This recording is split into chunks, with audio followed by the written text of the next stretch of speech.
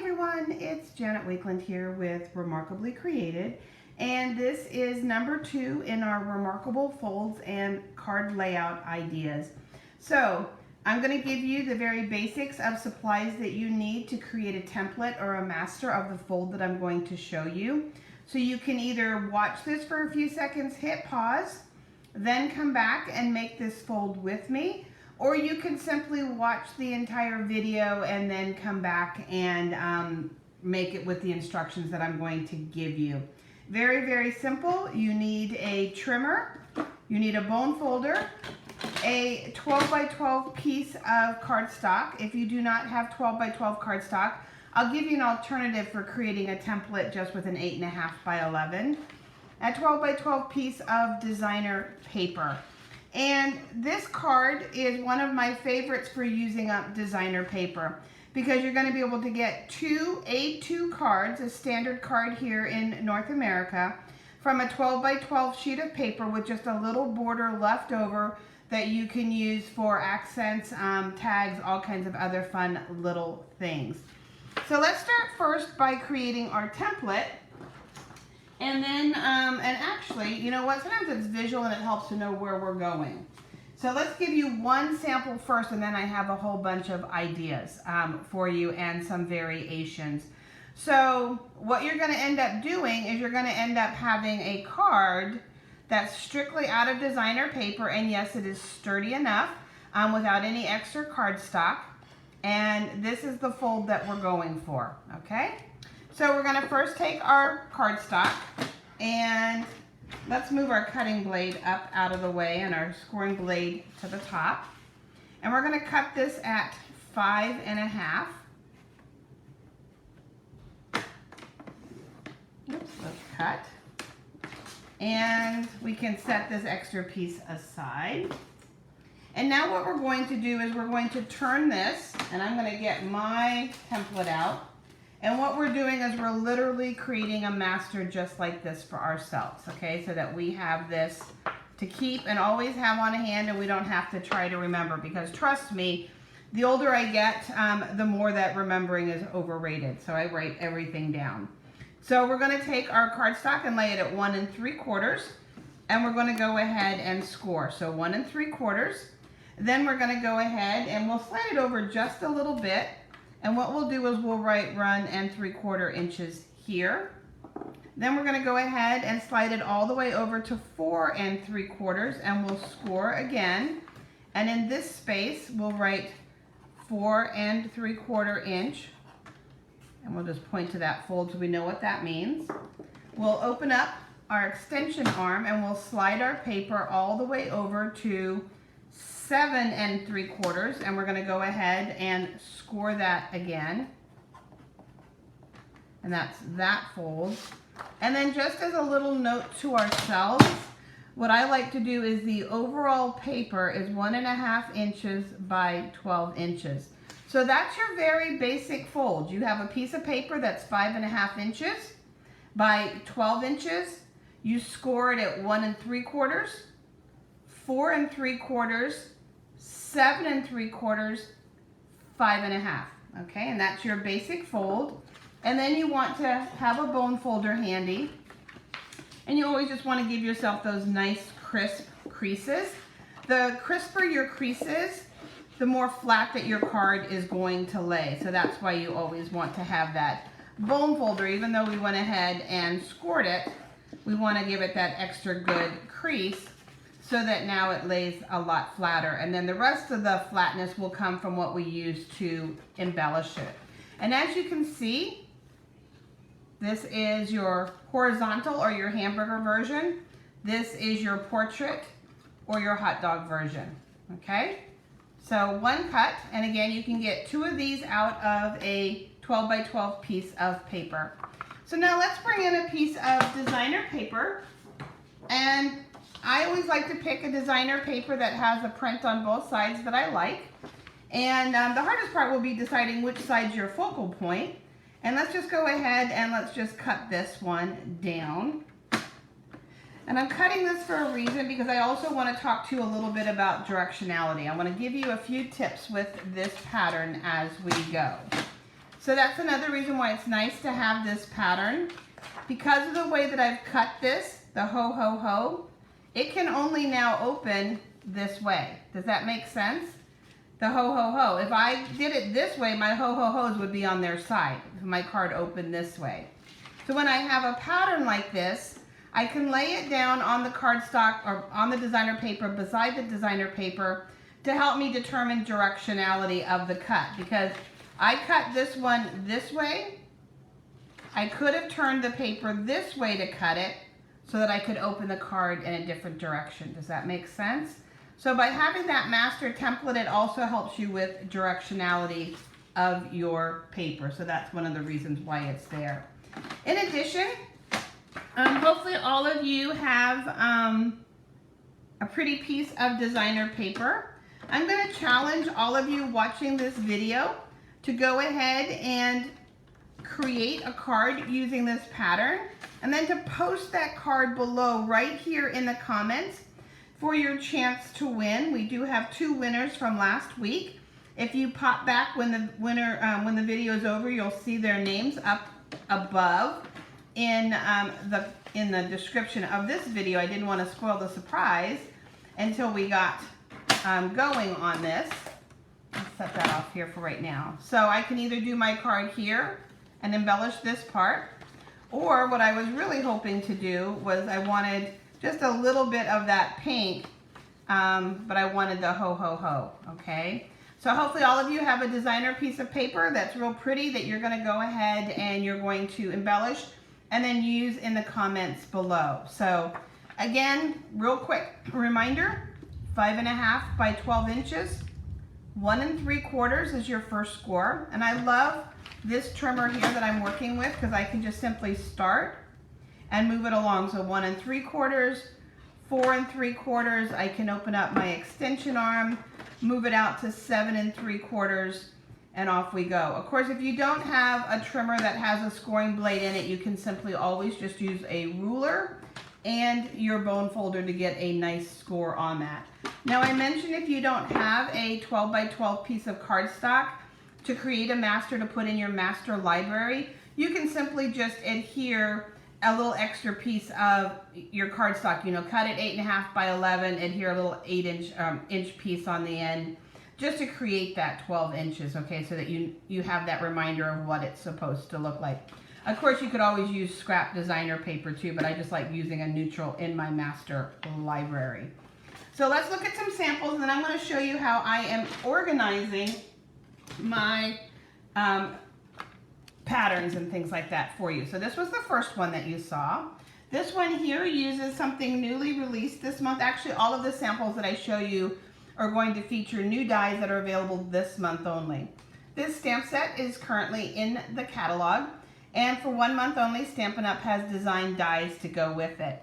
The benefit of dies isn't just the ability to cut your images out, but it's to have those bonus images, the little extra branches and leaves here. So for this card, I also balanced it with graduating sizes of our rectangles and just a little bit of gold underneath here to tie into the gold. And this is our Très Chic designer paper. So, and that's our apple bundle. So that's just a straightforward, nothing kind of extra on it. That's just this fold straightforward. So then the next one, kind of similar, straightforward. This is our sweet little piggies. And again, our sweet little birthday piggies is currently in the annual catalog. This month only, you have the amazing dies. And again, those bonus dies, the sweet wagon, the grass, all kinds of little flowers and presents, and even that cool little bandana. Nothing better than a little piggy riding a scooter with a bandana, right? How fun is that? And what I did for this one is I went ahead and I used the same size squares, but I went ahead and let a little bit of this, you can see 2 happy birthdays, and we have the balloon and a little bit of the cake peeking. And as you start to open it on this one, again, just a little different, I put a greeting behind the square so that the focus is on the image, but the greeting is over here. So just a little different. Enjoy the ride, and I hope it's the best. So just kind of a fun way. And with these ones, because of the way that these open, I don't have the back adhered, okay? I don't have them glued in any way. They do fit in a standard envelope, and they are sturdy enough. You don't need to back these, okay? You've got a whole sheet of paper that's being folded up. So that's another idea for you. Now this one's really fun. I really like this one. This one here, the Trimming the Tree stamp set, again, is in the current catalog. And now we have these really fun dies to work with it. Things to trim the tree with, a basket for the trees, something to add texture to the trees that you can see here on the front. What I did for this one, we're gonna grab the top tree, we're gonna open it, and we're gonna pull it up. I stacked the trees so that when the card is closed, it looks like just one big full ruffly tree, if that makes sense. And then just kind of altered the border a little bit where that top fold is. And then the Peace, Joy, Love and the other greeting are stamped on white velvet that we have. So I had some scraps of white velvet around. And the little elements here and the stars are all part of those dies. So again, just another fun way, but you can also take the card and you can pull it open as well with a little bit of sponging. So turning your card on the side. To keep going, this one is not one of the specials this month, but it is one of the tree lots that was part of Celebration. Some of you may have these dies, but I just wanted to show you how fun it is with a little bit of circles. So in this case, we have He's the Man paper. We have a circle on the top when we open it up. We have our first greeting, with you, I'm never lost. And then if I open it up again, I have a space for my third greeting. So it's just kind of a fun interactive card for the person that's receiving it, and something a little different, and a good chance again for you to be using up those designer papers. So now let's talk a little bit about a variation. So this one here, again, another beautiful stamp set called Fresh Cuts, and we have these beautiful dies to go with it. So we have those happening, and what I did was the gingham paper, and if you've not invested in the gingham paper, oh my goodness gracious, it's the most versatile paper pack I've ever seen. And in this case, we're gonna just pull it, and then it can open up a second time, okay? We have our pretty little squares that I stamped a little bit on and a little extra here. I went ahead and used the markers and created variegated twine, or the blends rather, on that. Now this one you will notice is backed on cardstock, and there's a really easy way to do that. So let's go ahead and let's bring in our piece that we already had. So when I layer, I like to have a 1/4 inch layer. So instead of 5 1/2, I'm gonna make this 5 1/4. So I'm simply, after I've got it all scored, I'm gonna just cut a 1/4 inch off here, and then I'm gonna lay this at the 4 inch mark, and I'm gonna cut a little bit off here, 1/4 inch. So now I have a card that's 5 1/4 by 4 inches. And then I'm able to back it just on a panel just for a little bit more contrast. So that's just another fun little option for you.